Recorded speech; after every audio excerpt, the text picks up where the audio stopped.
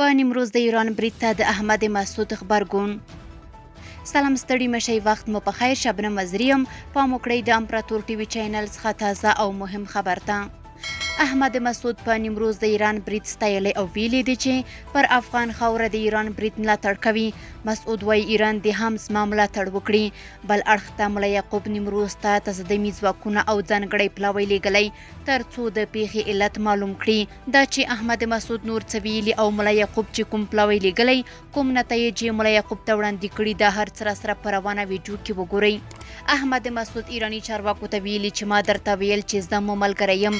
د ایران او افغان پوله ساتو ځواکونو ترمنځ له نښتې وروسته احمد مسعود ایران ته ګیله کړې چې ایران د ده له ملګرتیا ولې مخ اړولی دی. احمد مسعود ایران ته په کنایه ډول لیکلي، نه مې درته ویل چې بل پلو مه ځه، زه مو ملګری یم. د احمد مسعود دا ټویټ له سختو غبرګونونو سره مخ شوی.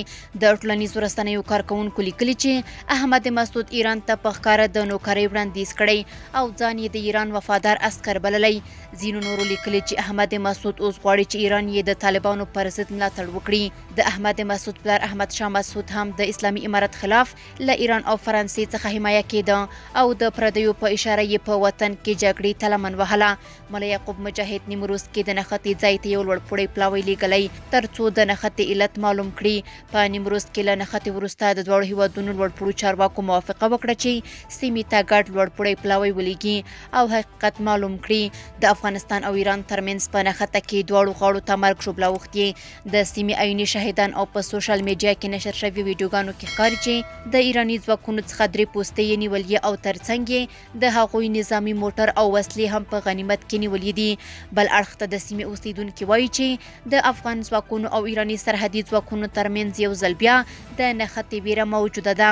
د سیمې خلک وایي چې دواړه لوري یو بل ته ګوته په ماشه ناست دي او د دواړو خواو سرحدي ځواکونو سرحد ته نوې سپکې او درنې وسلې راوړي او دغه راز تصدیمي ځواکونه هم سیمې ته رسیدلي او ځای پر ځای شوي.